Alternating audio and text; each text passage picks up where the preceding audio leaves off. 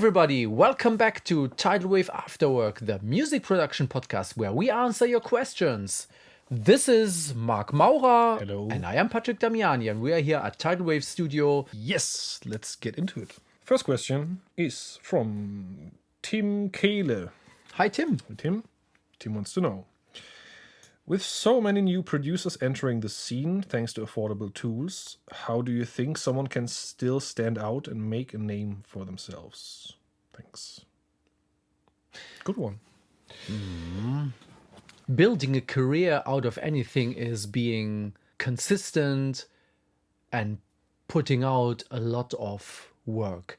So with a few exceptions where you do like one cool thing, like a one-hit wonder, every successful career is building on many hundreds, thousands of steps, thousands of hours of doing and putting out and delivering consistent quality. And eventually you will find your style and your way to do things. And because every human is like individual and has a different gut feeling for things and a different approach. So if you give like the same mix to 10 mixers, you will get 11 different versions. So you will eventually stand out if you opt for high quality and dedication and putting out the best that you can at that moment. Then at least you start standing out for the people you work for. Yeah. They will think, wow, this guy or that girl is really something, like, or something else. Yeah. You're working with people. So the first step is maybe giving the impression to the people you work for that you do whatever you can to deliver something that they are proud of and let them shine in the best light. This is like a spiral that you never have to let loose. Never like, now I've done a couple things and now I can slow down. You always have to keep at it. If I take my own like road that took me here as an example, I sometimes feel like I'm here by coincidence, but actually what it is the dedication that Patrick's talking about, in the sense that sometimes it's not something you consciously think about in terms of like, I want to be the best and stand out, but it's more like, I love what I do so much that I do it all the time, and therefore I do it more than anybody else around me, and therefore by coincidence I get to like say the top before others, because while just as an example, when I had band practice when I was 14 and then we ended the band practice, while probably everybody else was playing soccer or have a beer or no, with 14, with 16, whatever.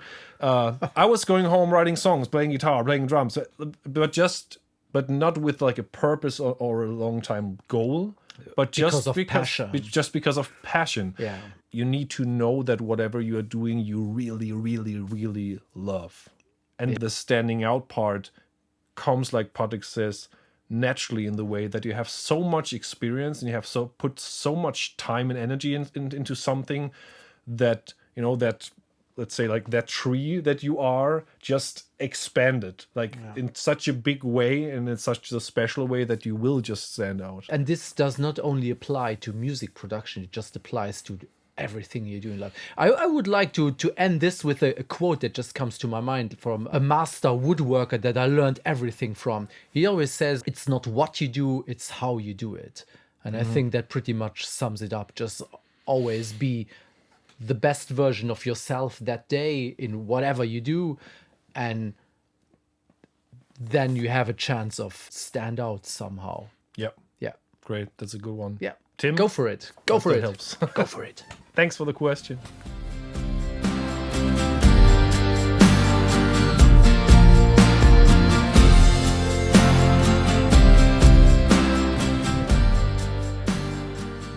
Miezefiez is ready for a new question. And this question is asked by Brandon James. Hi, Brandon. Brandon, hi. Brandon asks, is there a difference between studio and live musicians? Ha. Yes and no. Maybe we start with similarities and then different skill set needed for both. Similarities, know your stuff, be prepared and be rehearsed. Yes. Also valid for both. even though that might be obvious, but I played in enough bands, been on enough tours that I know it's not common for everybody. Be on time and be polite, and be aware that you are a social being, and when you are a musician, you most of the time are playing with other people. So yeah. Which brings me to be down to earth and be polite to everyone, with a little but. If you are live and if you are like rock star, then I think that does not mean that you should be like an ass to people, but you can have a little attitude, like in a positive way, like a little rock star aura that you definitely don't need in the studio. In the studio, it's like in the office, you play your stuff, but if you are on stage, you probably need that little something that just makes you attractive for people who are going to watch your show. If you just stand there and play nicely, that is a good start, but you need to have like a presence on stage. In the studio, nobody cares how you look. Live, if you are at least part of like a real band and you are like front of stage and you're not like the backing band for a pop singer like somewhere in the backyard of the club, it does, your whole appearance, your facial expressions, all that kind of stuff matters a lot. Yeah. And by that, I would even go as far as you should know your stuff and play your stuff well. But if you can only play your stuff while you are staring at your guitar, for example, and not look in the audience, you should, if you are starting out, consider, first of all, practice what you do live on stage, practice the movement, practice your facial expression like an actor. If it's something that doesn't come naturally to you, practice it. In the studio, your playing abilities has to be 100%, should be the only thing that matters. Nobody cares how you look, how you smell, or anything. Debatable, but you get the point. That's like the only thing. Live, if you happen to just look at your fretboard to play, nobody wants to see that. Consider playing only at 70% to have 30% left for the show and actual entertainment part of things. One particular set of skills that you need in the studio is you need to be able to think quickly. Oftentimes, if you're a session musician, let's say I'm asked to play some guitars, and then the artist or the producer asks you to change something, you really need to be able to understand quickly and to adapt quickly. And I've seen many musicians that are really great on stage, deliver greatly, but they kind of had trouble in the studio because they could not adapt that quickly. Yeah.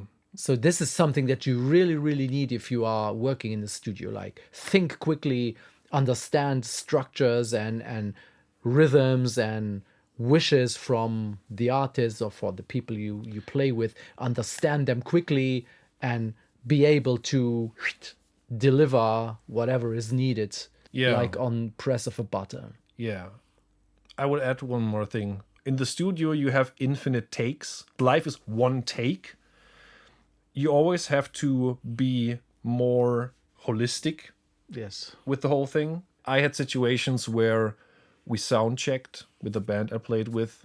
We were all on in-ears, and the lead singer's wireless pack died right before the show. So immediately I was like, over. Take mine, I play with no sound. Because you are the singer, you need to internet. I just play bass. If I hit the right notes and tune my bass, it's going to be fine. You need to internet. So that's another level of quick thinking and awareness. In the studio, the more understanding you have of what's going on under the hood, and maybe you even try to mix stuff yourself, and you will be aware of problems and issues and methods and stuff that will make your performance better as a studio performer.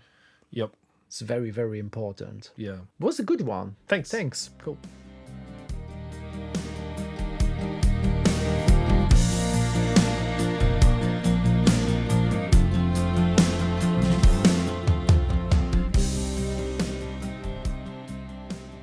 Final question for today. Yes. What do we have? The question comes from Fabian. Hi, Fabian. The question is, if you could work with one artist from any time period, who would it be and what would you hope to learn from them? I mean, that's probably there's 1,000 answers, but maybe just I have one. Yeah. Maybe I'll Go start. first, yeah. For me, because there is a certain album throughout my whole life that I just love. It's an Alan Parsons Project album. And it's a special one because I listened to that when I was a child. Like, my parents listened to it, and I listened to it, and I didn't know what it was. And only a couple of years ago, I rediscovered this album. I, for some reason, listened to a song. I don't know where or why, I can't remember, but I listened to it and was like, I know this. What is this? And like all the like emotion, like my childhood came back and was like, wow, it was like a crazy emotion experience. But then it was funny because I knew all the songs, but then you all of a sudden listen to it from the adult, producer, musician perspective. And that album is just something, I don't know, there's something special about it. The composition, the orchestration, the production, just everything about it. And there's like so many like tiny things where I would be like, how did you do this? So you would have loved to travel back in time and be there sitting on the couch watching the whole thing. Yeah, absolutely. Because this is one of those like rare occasions for me where I listen to it and I'm like, how did they get that tone? Or how is it so grand and dynamic and just... for me, it's just like a perfect record musically and sonically. I just absolutely love it. This is like just something else. So Alan Parsons. Alan Parsons. Call me. Hi, call him. Yeah. I think I would like to see people who use techniques that are not very common. Yeah. I would not want to see like how a Steely Dan record was produced, although it's excellently done, but this is not what triggers my heart. I want to, how do you get the idea to do this crazy stuff and Yes. this kind of learning approaches that are more out of the stomach than out of the learning book thing. Sure, yeah. Or like if Bruce Swedien was still alive, Yeah. like watching him record some Quincy Jones or Michael Jackson stuff. Yeah. Because he was one who was always after sonic identity. This is something that has always stuck with me, that he says, okay, this was the most important thing. Just think about Billie Jean. It's like the most basic drum groove ever. Yeah. Dooft, gat, 120 BPM. Yeah. It's nothing more generic than this. Yeah. But you have dooft, gat, and you immediately know that it is.